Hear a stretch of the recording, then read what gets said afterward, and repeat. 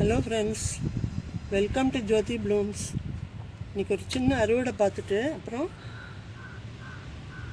மற்ற செடிகளில் எப்படி பராமரிப்பு கொடுக்குறேன் அப்படிங்கிறது நான் பண்ணுறதும் உங்களுக்கு வீடியோவாக போடுறேன், உங்கள் கூட ஷேர் பண்ணிக்கிறேன். வீடியோ கடைசி வரைக்கும் பாருங்கள். இது வரி கத்திரிக்காய் நிறையவே காய்ச்சுது. இப்போ திரும்ப நான் உரம் கொடுக்கணும்.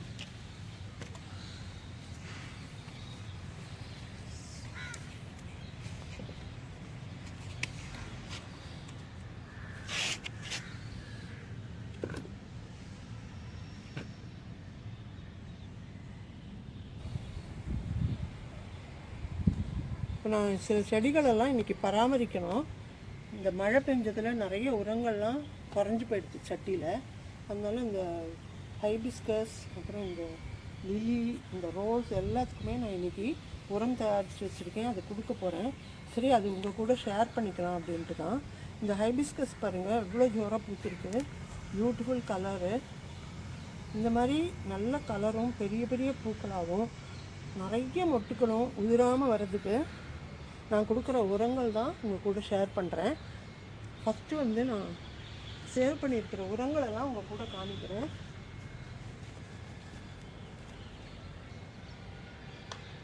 பாருங்க, இது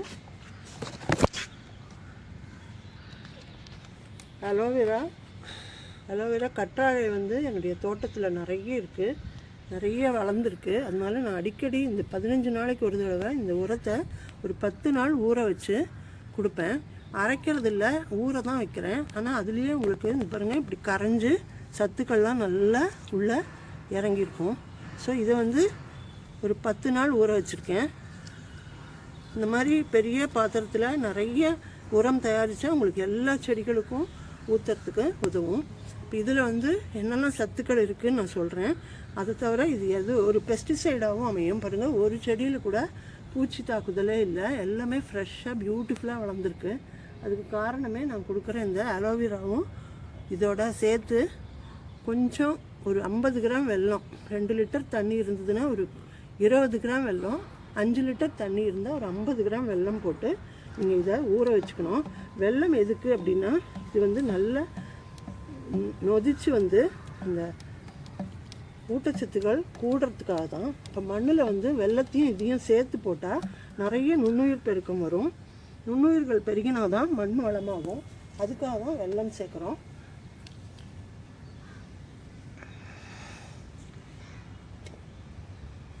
இப்போ பாருங்கள், இந்த உரத்தை நம்ம இந்த செடிகளுக்கு கொடுக்கலாம். முதல்ல எந்த உரம் கொடுக்குறதா இருந்தாலும் மண்ணை நல்லா கிளறி விட்டுருங்க. பாருங்க, மண் இப்படி உதிராக இருக்குது பாருங்கள். என்னோடதில் வெள்ளை வேர்கள் நிறைய மேலே வந்திருக்கு.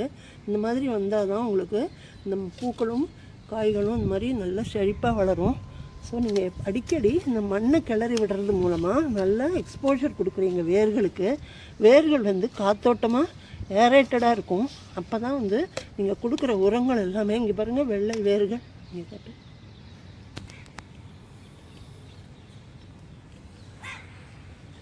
வெள்ளை வேர் தெரியுறதா? இந்த மாதிரி இருந்தால் தான் உறிஞ்சும் தன்மையுடைய வேர்கள் இதெல்லாமே. ஸோ இந்த மாதிரி இருந்தால் தான் உங்கள் செடி நல்லா வளர்கிறதுன்னு அர்த்தம். இப்போ இதுக்கு இந்த அலோவேரா உரத்தை கொடுக்கலாம். இதுக்கு பெஸ்ட்டும் வராது, மண்ணில் வர பூச்சிகளும் வராது. ஸோ இதை எப்படி கொடுக்கலான்னு பார்க்கலாம். நல்லா கலந்து விட்டுக்கோங்க. 10 டேஸ்க்கு அப்புறம் இதை நல்லா இப்படி மிக்ஸ் பண்ணி விட்டுட்டு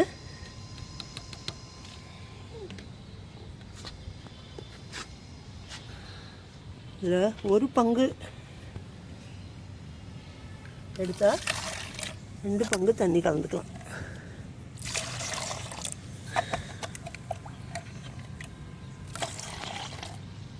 இன்னொரு பங்கு எடுத்துக்கிறேன். இந்த மாதிரி நீங்கள் இந்த அலோவேரா துண்டுகளோடையே கூட எடுத்துக்கலாம், ஒன்றும் ஆகாது. இந்த மாதிரி நீங்கள் மொத்தமாக கூட ஒரு 10 லிட்டர் தண்ணியில் கலந்து எல்லா செடிகளுக்கும் கொடுக்கலாம்.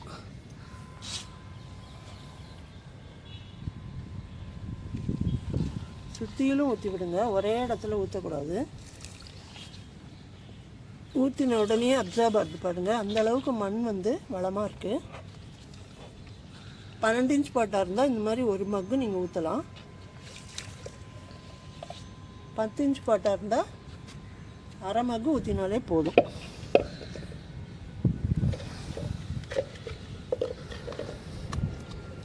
மற்ற செடிகளுக்கும் கொடுக்குறேன். நீங்கள் ஸ்ப்ரே பண்ணுறதா இருந்தாலும் பண்ணலாம். ஸ்ப்ரே பண்ணால் கூட இலையில மூலமாக துளைகள் மூலமாக நல்லா இது வந்து அப்சர்வ் பண்ணிக்கும். அப்போவும்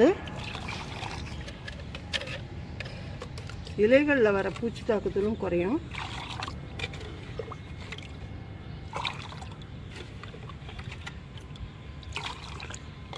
ஸோ நீங்கள் இலைகள் மூலமாகவும் இதை ஸ்ப்ரே பண்ணலாம். அதுக்கு நீங்கள் வடிகட்டி எடுத்துக்கோங்க.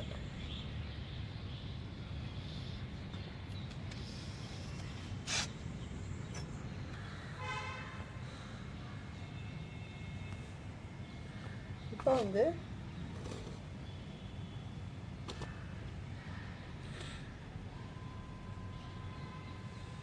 இது காஃபி கிரவுண்ட்ஸு.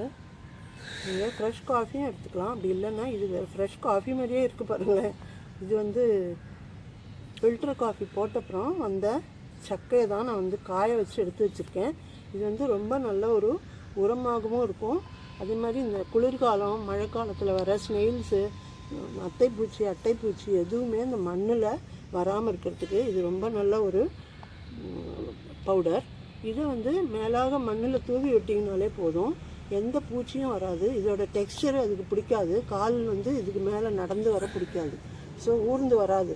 ஸோ அதுக்காக இது யூஸ் பண்ணுறோம். அதை தவிர இது ஒரு நல்ல நைட்ரஜன் சத்து நிறைஞ்ச ஒரு உரம். ஆனால் இது ரொம்ப போடக்கூடாது.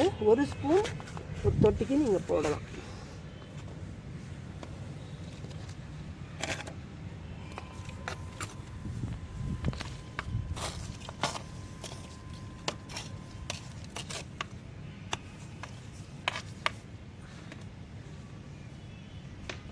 ஒரு ஸ்பூன் சுற்றிலும் போட்டு விட்டுருங்க.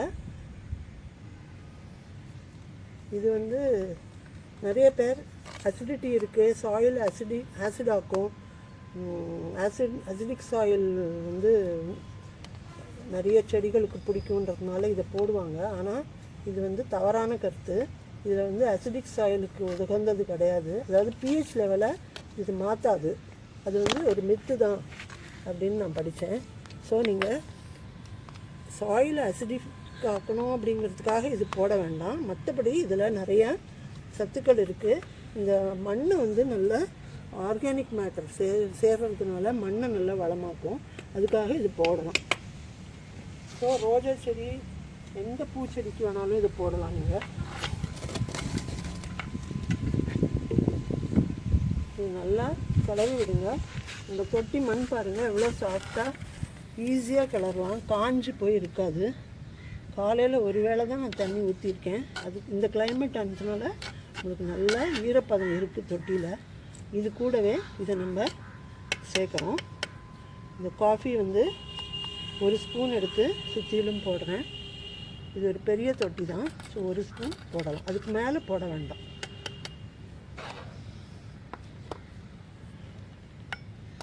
அதே மாதிரி இது டீ வேஸ்ட். இந்த டீ வேஸ்ட்டில் சக்கரை மாத்திரம் இருக்கக்கூடாது. டீயை நல்லா வடிகட்டிட்டு நீங்கள் இதை நல்லா க்ளீன் பண்ணி வச்சுக்கோங்க. இதில் கொஞ்சம் இஞ்சி தோல்லாம் இருக்குது, அது பரவாயில்ல. அது செடிகளுக்கு நல்லது தான். சக்கரை மட்டும் இல்லாமல் பார்த்துக்கோங்க.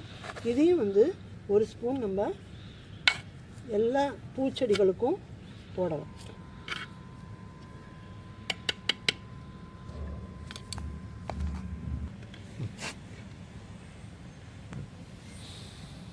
பாருங்கள், எல்லோ ரோஸ். இந்த தொட்டிலையும் நான் டீ வேஸ்ட் போடுறேன். டீ நிறைய நைட்ரஜன் சத்து இருக்குது. ரோஜா செடி, மல்லி செடி எல்லாத்துக்குமே இந்த டீ வேஸ்ட் ரொம்ப நல்லது. டீயை எப்போவுமே கொதிக்க வச்சுட்டு அதோட அந்த சத்துக்கள்லாம் தண்ணியில் இறங்கின அப்புறம் தான் நமக்கு யூஸ் ஆகும் செடிக்கு போடுறதுக்கு. டீயை பச்சையாகவே ராவாகவே போடக்கூடாது. அதனால் நான் இந்த வேஸ்ட் எடுத்து வச்சுருக்கேன். இதில் கண்டிப்பாக நிறைய சத்துக்கள் இருக்கும். ஒருவேளை உங்களுக்கு இது வேஸ்ட்டாக இதை போடுறோமேன்னு நினச்சிங்கன்னா நீங்கள் டீயை கொதிக்க வச்சு கூட ஃப்ரெஷ் டீ லீவ்ஸை கொதிக்க வச்சு கூட நீங்கள் போடலாம். பட் இதை தூக்கி போடுறதுக்கு நம்ம இதுக்கு யூஸ் பண்ணிக்கலாம். இது வந்து சாயிலையும் நல்லா ஃபர்டைலாக இருக்கும். நல்லா மண்புழுக்களெல்லாம் வரதுக்கு உதவும். நுண்ணுயிர்கள் நிறைய வரும். ஸோ என்னோடய தொட்டி மண் பாருங்கள் எவ்வளோ சாஃப்டாக ஈஸியாக கிளற மாதிரி இருக்குது பாருங்கள். இந்த மாதிரி இருந்தால் தான் உங்களுக்கு செடி நல்லா வளரும்.